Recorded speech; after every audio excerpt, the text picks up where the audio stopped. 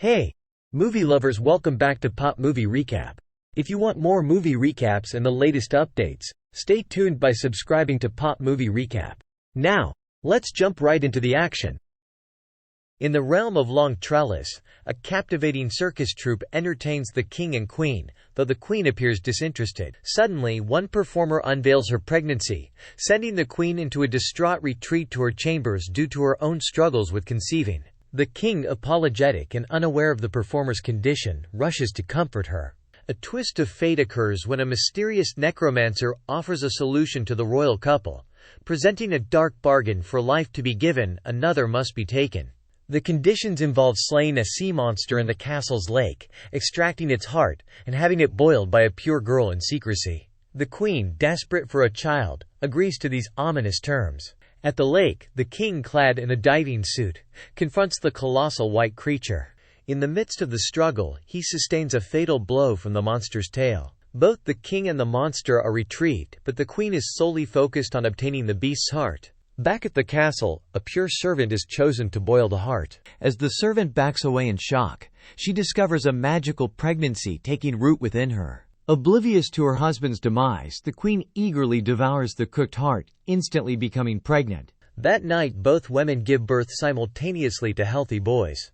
A grand funeral is held for the fallen king, but the queen's attention is solely on her newborn son. 16 years pass, and Elias, the queen's son, grows into a spirited teenager with distinctive white hair. To escape the queen's obsessive gaze, Elias often navigates the castle labyrinth. During one of his escapades, Elias encounters Johann, the servant's son, who bears a striking resemblance to him.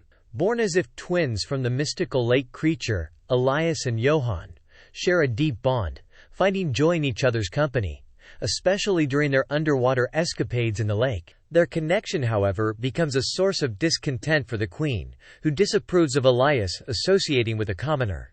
The queen, fueled by her disdain for Johann and his family, threatens Johann's mother with banishment if the boys continue their friendship. Elias, attempting to shield Johann from his mother's wrath, pleads for understanding, but only intensifies the queen's anger. Despite her orders, Elias and Johann persist in their secret meetings. One day, the queen detects a peculiar scent on Elias and follows him to his room, where she discovers Johann's presence.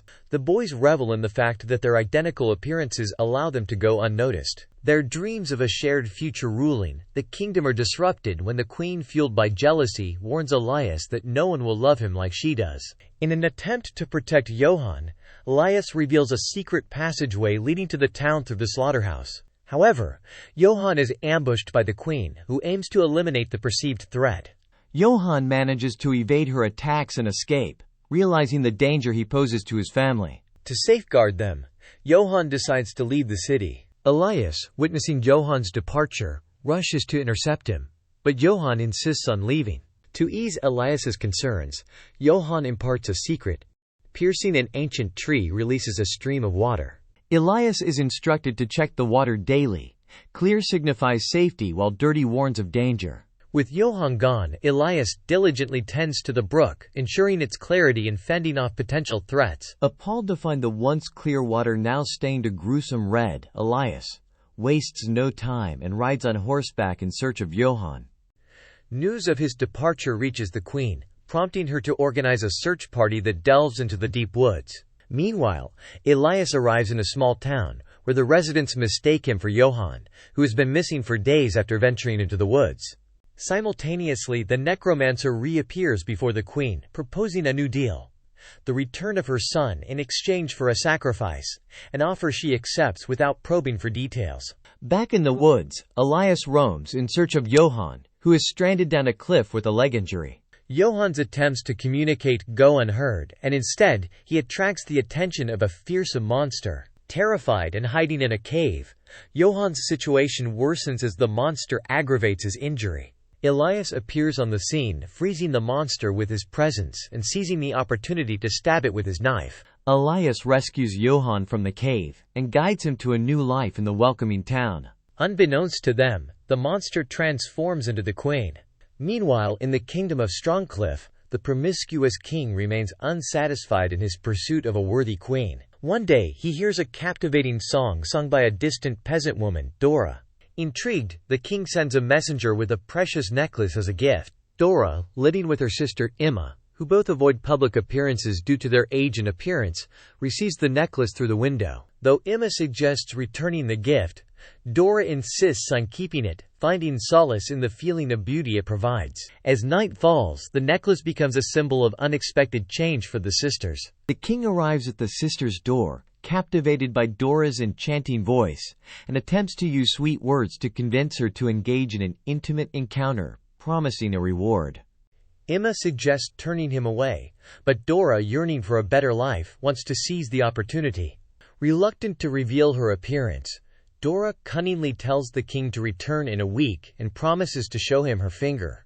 In the following days, Dora desperately tries various remedies to improve her wrinkled finger, from dipping it in burning wax to applying medicinal herbs, but the results are disappointing. When the king returns, Dora panics and grabs Emma's hand, realizing it's smoother due to Emma's habit of sucking her fingers.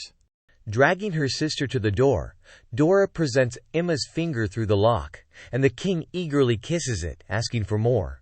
Dora agrees to further encounters, but sets a condition: she will visit him in the castle during the night, and he must wait without lighting a single candle. The desperate king agrees and rushes to extinguish all the castle's candles. Meanwhile, Dora makes Emma conceal her wrinkles and position them behind her back to create the illusion of a younger body, unnoticed in the darkness. Entering the castle, Dora reaches the king's room, where she discreetly lies beneath the blankets to hide her true form. The king joins her and they engage in their secretive liaison for several hours. After Dora falls asleep, the king lights a candle, only to be horrified at the sight of an aged, wrinkled woman. Accusing her of witchcraft and deception, he calls the guards, who promptly throw Dora out of the window. Miraculously, the blankets catch in a tree, saving her from a deadly fall. A wandering witch discovers the hanging Dora and, after a bout of laughter, offers comfort by breastfeeding her. As the witch departs, Dora's body undergoes a magical transformation. Her skin becomes smooth, and her hair turns long and red. She emerges as a beautiful young woman. Astonished by her newfound appearance, Dora finds herself in the woods just as the king and his men embark on a boar hunt. However, the king's focus shifts when he catches sight of Dora, instantly falling in love with her. Subsequently, a castle servant visits Emma's house, leaving behind a beautiful outfit and an invitation to the royal wedding. Dora is to be wed to the king, and she wishes for her sister to attend. When Dora notices her sister, she takes her aside and confides in her, promising a better life for Emma once she ascends to power as queen. After the celebration, Emma refuses to leave, experiencing loneliness without her sister. Sneaking into the royal quarters, she attempts to persuade Dora to let her stay, but Dora, worried about the apparent age difference between them, denies her request. Curiosity gets the better of Emma, who inadvertently catches a glimpse of the intimate encounter. Mistaking her for the elderly woman from before, the king orders the guards to remove her from the premises. Distraught, Emma seeks out the blacksmith, requesting a drastic change, the removal of all her wrinkles to attain beauty. Initially reluctant, the blacksmith changes his mind when Emma offers him all the jewels from the fancy outfit. In the forest, Emma is tied to a tree, enduring the agonizing process of being flayed. Returning to town, she appears deformed, bleeding, and on the brink of death. In the kingdom of High Hills, Princess Violet performs a special song for her father, the king. Amused by the flea's antics, the king becomes enamored with it, dedicating a cute box for its sleep and even feeding it with his blood. As the flea grows, the king teaches it tricks, like pulling a small clockwork carriage. Consumed by his newfound obsession, the king neglects his royal duties, focused solely on the colossal flea that has grown to the size of a pig. Over weeks, he withdraws from his courtly responsibilities, opting to take the royal dinner to his chamber, where the oversized flea resides. The king, troubled by the flea's illness, summons the court doctor. The doctor, shocked by the size of the insect, delivers the somber news that the flea has died. Grieving for his beloved pet, the king implores the doctor to keep this secret. In time, the king hatches a peculiar plan to find a husband for his daughter, Princess Violet.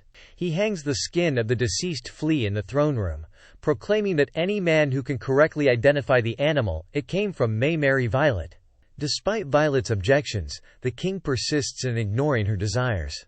A parade of men attempts to solve the mystery, but none can fathom that the massive skin once belonged to a flea. Suddenly, a savage ogre arrives, and using his acute sense of smell, correctly identifies the source. The king, bound by his promise, reluctantly agrees to the marriage, causing Violet to flee in tears. Cornered on the roof and threatened with the destruction of their reputation, Violet succumbs to her father's demands and leaves with the ogre. As they journey to the ogre's abode, Violet grows weary, prompting the ogre to carry her the remainder of the way. Their destination, a dirty cave filled with human bones, becomes Violet's grim reality. Attempting to evade the ogre's advances, Violet endures days of misery and filth. One morning she spots a woman on an opposite cliff, gathering herbs, and pleads for assistance. Unable to aid her from a distance, the woman promises to return with support. Later, the woman returns with her circus artist family. A skilled performer tosses a rope to bridge the gap between cliffs, walking on it with acrobatic finesse. As the acrobat deftly maneuvers on the rope, carrying Violet to safety, the ogre swiftly pursues them, traversing the rope with his hands. Miraculously, the acrobat reaches the other side safely with Violet, prompting the family to cut the rope, sending the ogre plummeting below. With Violet now in their care, the family transports her away in their carriage, introducing her to the joy of laughter through their entertaining tricks. Regrettably, the ogre survives the fall and resurfaces, assaulting the family in the carriage. In a gruesome attack, 3 members of the family lose their lives, leaving a terrified Violet to grab a knife and escape with the remaining survivors. In a fit of rage, the ogre resumes the chase. When hiding proves futile, one of the artists attempts to fend him off by breathing flames from consuming alcohol. Despite their efforts, the ogre remains relentless, swiftly dispatching the rest of the family. Alone and desperate to survive, Violet feigns acceptance of the ogre, calming him momentarily before mounting his back to return home. Seizing the opportunity, she uses the knife to slit the ogre's throat, ending the terror. Meanwhile, back at the castle, the king, who had been ailing since the loss of his daughter, springs out of bed upon hearing news of her return. In the throne room, everyone is astounded as Violet enters, holding the ogre's severed head. The assembly, including the contrite king, kneels in acknowledgement of her newfound power. Violet is crowned Queen of High Hills, with Elias representing Longtrellis at the coronation as the last surviving royal. The King of Strongcliff attends with Dora, who suddenly notices an unsettling change. Her skin is reverting. Panicking, Dora flees from the ceremony, unnoticed by Violet, who is enthralled by an acrobat walking on a fiery rope as a tribute to the family that rescued her. Don't forget to give this video a thumbs up and share your thoughts in the comments below. Make sure to hit that subscribe button and ring the notification bell so you never miss out on our next recaps on this channel. Until next time, happy watching.